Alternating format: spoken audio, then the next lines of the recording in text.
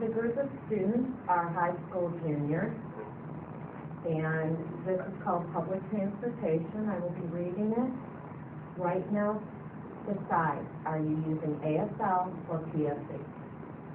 And sign what you're using.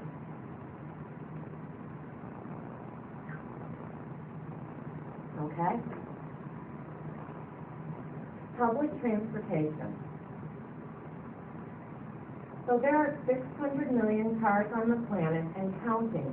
There are also 7 billion people, which means that for the vast majority of us, getting around involves taking buses, ferry boats, commuter trains, streetcars, and subways. In other words, traveling to work, school, or the market means being a strap hanger.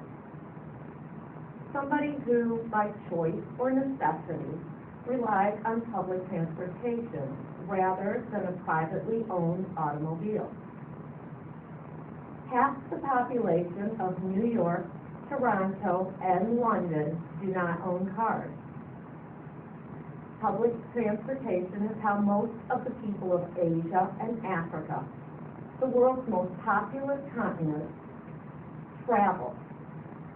Every day, subway systems carry 155 million passengers, 34 times the number carried by all the world's airplanes. And the global public transportation market is now valued at $428 billion annually. A century and a half after the invention of the internal combustion engine, private car ownership is still not the norm.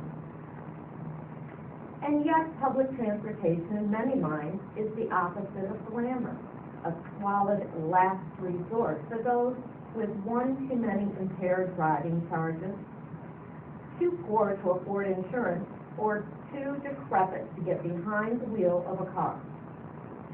In much of North America, they are right. Taking transit is a depressing experience. Anybody who has waited far too long on the street corner for the privilege of boarding a lurching, overcrowded bus or wrestling luggage onto subways and shuttles to get to a big city airport knows that transit on this continent tends to be underfunded, ill-maintained, and ill-planned. Given the opportunity, who wouldn't drive?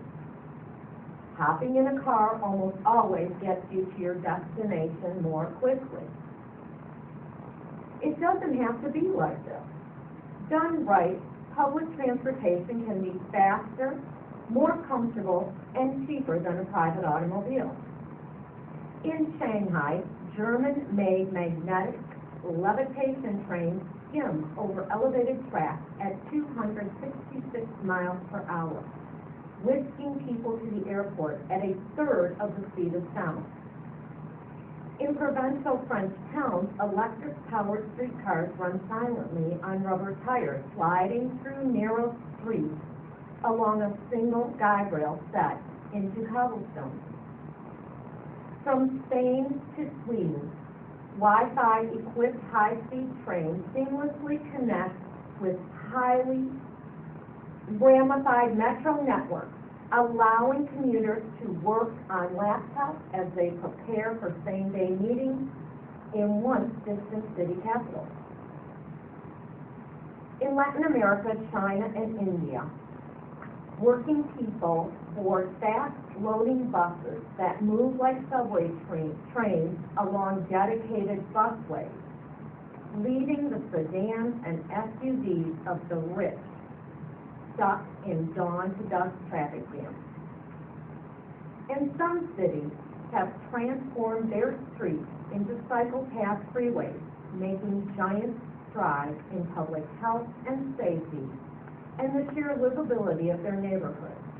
In the process, turning the workday bicycle into a viable form of mass transit.